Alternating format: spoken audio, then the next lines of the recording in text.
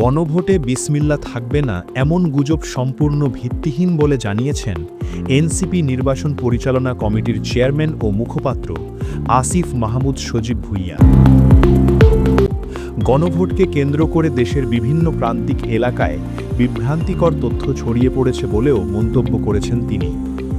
শুক্রবার রাতে দলের অস্থায়ী কার্যালয়ে আয়োজিত এক সংবাদ সম্মেলনে 238টি আসনে দলীয় প্রার্থীর নাম ঘোষণা করা হয়। এই সময় আনুষ্ঠানিকভাবে তালিকা প্রকাশ করেন আসিফ মাহমুদ সজীব ভুঁইয়া। তিনি বলেন, গণভোটের পক্ষে জনমত গঠন এবং হ্যাঁ ভোট নিশ্চিত করতে দেশব্যাপী সচেতনতা কর্মসূচি পালন করবে এনসিপি। তার ভাষায়, গণভোট নিয়ে ইচ্ছাকৃতভাবে নানা ধরনের গুজব ছড়ানো হচ্ছে, যা জনগণকে বিভ্রান্ত করছে। এই অপপ্রচার দূর করাই কর্মসূচির মূল লক্ষ্য।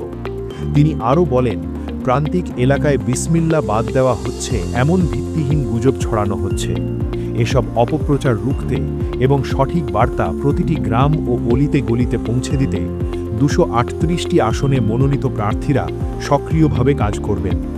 তিনি জানান, এনসিপি শুরুতে 270টি আসনে প্রচারণার পরিকল্পনা করেছিল।